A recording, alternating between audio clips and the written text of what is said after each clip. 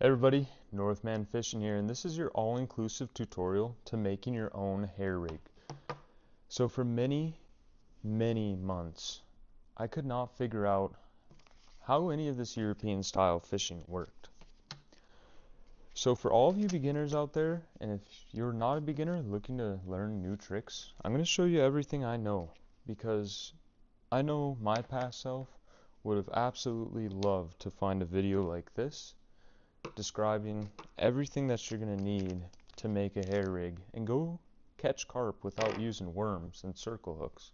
This is a heavily effective method, and I hope you enjoy this video, guys. Alright, so here we go, guys. Everything that you're going to need to make this rig. You're going to be able to find variations of all the products I'm showing you today at One More Cast UK, which ships straight to the USA. Otherwise, you can go to Carp Angler New York for $5 flat rate shipping, or head straight on over to Big Carp Tackle, and they also have a great deal of tackle. So for this rig, I'm going to be using the size 4 lock hook by One More Cast. Not only does this allow for greater hookup ratios, the highest in the market right now, it also locks your fish in. So if you don't have tight line for some reason during the fight, this hook is going to stay locked in, just as it implies, the size 4 lock hook. We're also going to be using the large Cornaliners, because all of my bait goes around corn, and I love that yellow. Really helps the fish to see in murky waters. So then we have the size 8 VitaBitz swivel. We're going to be using some pop-up corn kernels today and some imitation insects. So these are by Judge's Jawjacker. I like the wee waxies and the big waxies. Any of their products are great as long as they're insect. We're also going to be using Korda pop-up corn. This is going to include the fruity squid and the citrus zing. We'll be using a method lead / method feeder by Carp Angler New York in the 2.5 ounce size. Along with that will be the glow-in-the-dark Ridge Monkey rig tying tool. A good pair of scissors that can cut braid. These are by Booms Fishing. I have Armor Link hook link by Nash, 25-pound weed green. Fun fact, this actually has a strand of Kevlar within it. We're also going to be needing a baiting needle today. And finally, some tungsten putty by the American Carp Society. So One More Cast does have variations of every single product here. Alright everyone, so our first step here is to get one of each component out. And it's also important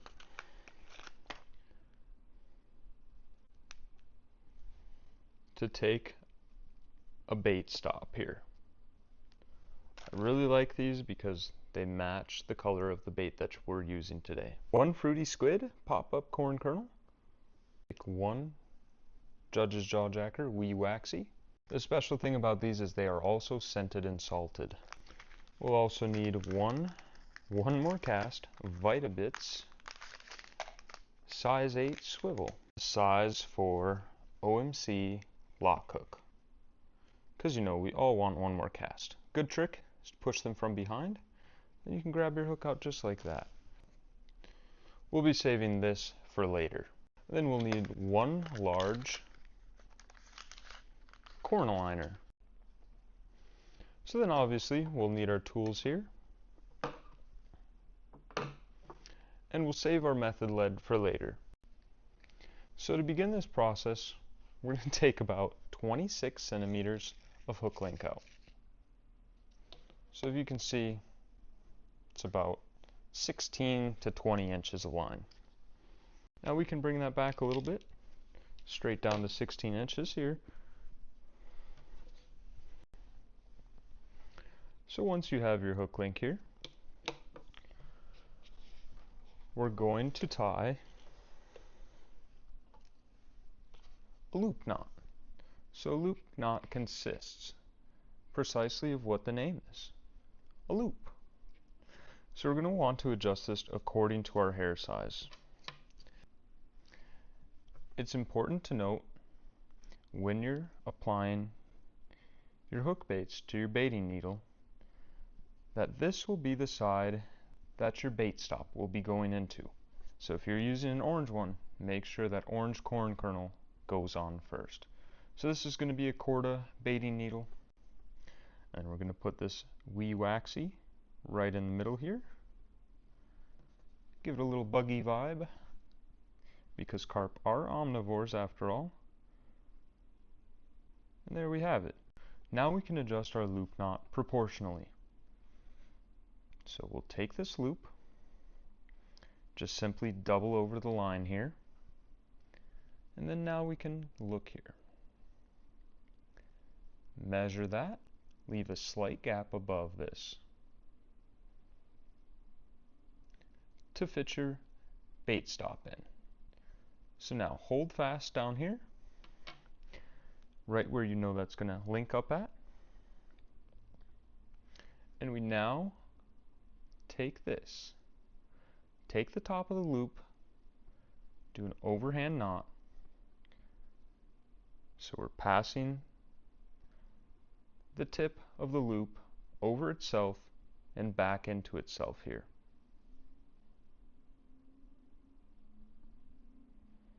So you can use the tool to assist in this if you'd like.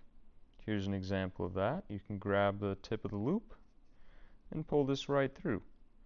Now something really handy is adjusting this while tying it down, because you can really make sure what that length is going to be needed for, so you don't go too long of a loop knot here. You want just the perfect length. So there we are, guys. That'll do just fine. So we can tighten this down now by using our rig tool. So we're just going to slide through that loop and hold fast here and tighten down, and that's it. Now you can cut off your tag end.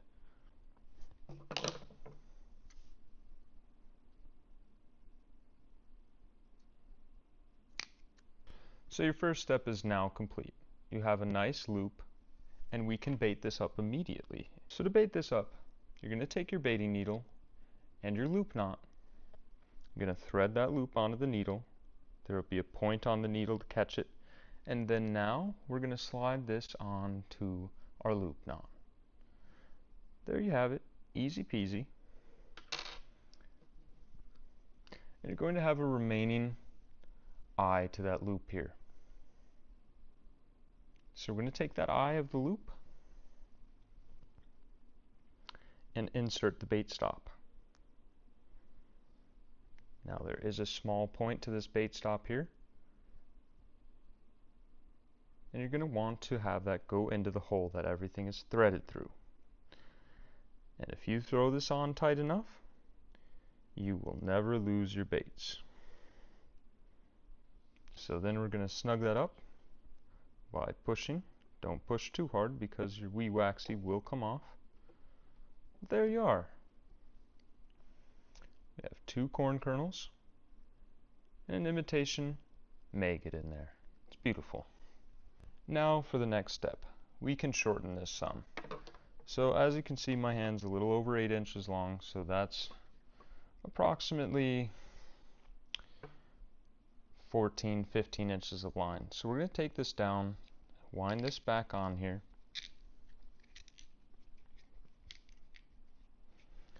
so that the material measures 26 centimeters. So then we're going to cut right here, and this is what you will have. So to avoid using a blowback tube, all you have to do here is make sure that you have a pinky's width of line dangling from this hair. So we're going to bring that hair up to there, and there you have it. See? That's what we're looking for right there. Now, we will do an overhand knot onto this hair, just like so. It's a little tricky for me to show you guys this, but here's a better angle. So we're just wrapping around the hook shank once, right towards the tip here, and threading in from behind to do an overhand knot.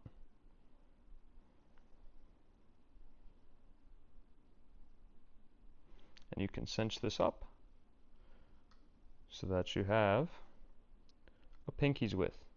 Now you can go a little bit shorter than a pinky's width.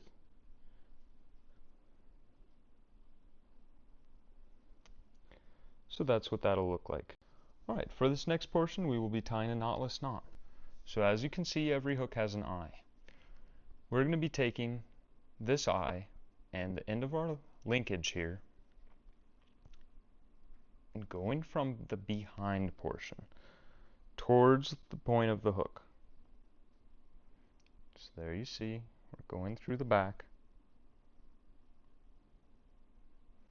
And now we're through. There we are. We've gone through the back. And that's your first step to your hair rig. Now make sure your line is on the back of the hook shank here. Now, there should be a groove right here on the hook, and that's where our first wrap will go. We're going to wrap that once, and then wrap 8 more times.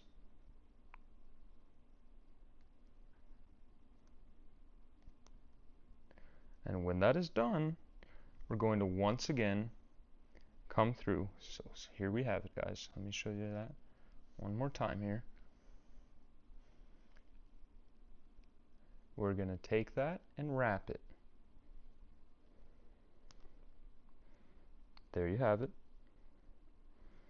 And for the next step, we will be going through once again the same way, the back of the hook eye, straight towards this hook point, and pulling it tight. Your knotless knot is now completed. So this is how your rig will be looking at this point. So there's an example. Now it is time for our OMC Dazzlers line Cornaligner. So this is going to help improve hookup ratios greatly. So one of these ends is going to be more open than the other. So we're going to want the wider end to go on to our hook link end here. So we're going to thread this on. Can be a little tricky. And there we are. Now we'll thread that down. And as you can see, this has grooves in it. We're going to want to bring the first 3 grooves over that hook eye. So to do so, make sure your knotless knot is tight, and then begin pushing the Cornaligner over onto the hook shank over your knotless knot. It helps to twist and turn to get this bad boy on here. And you can see those are very sharp. I just hooked myself up. Fantastic hooks. I have field tested these, and this is a rig that fishes like no other. So once the Cornaligner is on, the rig will be looking just like so. And what this will allow is an incredibly aggressive hooking angle for when the carp is sucking this rig up. So it'll be sucking it up like this. And you know what that means? Let's say this is the edge of their mouth. This hook will come down, and no matter how many times you try, it's going to catch. Because this Cornaligner grabs the edge, and it maneuvers that hook into a hookup every time. This rig will convert nibbles into hook sets, time and time again. Alright, so for our final steps here, we're going to be taking our OMC size 8 swivel and some American Carp Society tungsten putty. So tungsten putty is much less damaging to the environment than lead. And this comes in a nice secretive material. It's nice and weed green. So we're going to take a very small portion of this. As you can see, it's about a quarter of the size, maybe an eighth of the size of my pinky nail. So we're going to take that off, and we're now going to have a small ball of tungsten putty. So to critically balance this hook so that the pop-up sits up just like this in the water, we're going to be putting a little bit of weight down here. So give yourself a few centimeters and apply this tungsten putty straight to the line here. You're going to roll that around in your fingers and it will become very malleable, and squish that on there. And there you have it. A critically balanced rig. Alright everyone, so the final step of the process consists of doubling over your line to create a palomar knot. After you have looped the line, doubled it over, you'll then take the tip of the loop point and thread it through the eye of the swivel. Now hold your tag-in tight, place the line over itself, and now go behind and through the loop you just created. Now pull this tight enough to where you now have an overhand knot. Now we will take the loop we just created and pass it over our swivel's open eye, just like so. Here's your next step in the process. Now we will pull this tight, making sure that our tag end is not released. So to do this, we will pull on our hook with our rig tool. So there you have it. We are cinched down, and we now have the 4 fingers of length on the hair. And I guarantee you that this palomar knot holds 90% to 100% strength of your hook link material. So to finish off the rig, we will be cutting off our tag end here. And that is the hair rig completed. There you have it, everyone. And you will also tie a palomar knot here directly to your main line. To do this, you'll place your method lead onto your main line, just like so. The main line will exit this large hole here, as there's a skinny hole here, and then you will tie a palomar knot onto here and pull back. This will then hide your swivel in here, and you will be able to pack on your hair rig with pack bait. If this was helpful for you guys, please stay tuned for daily fishing tutorials, daily fishing content. This has been Northman Fishing. I'm grateful for your viewing time. Thank you guys so much for watching, and stay tuned for more videos.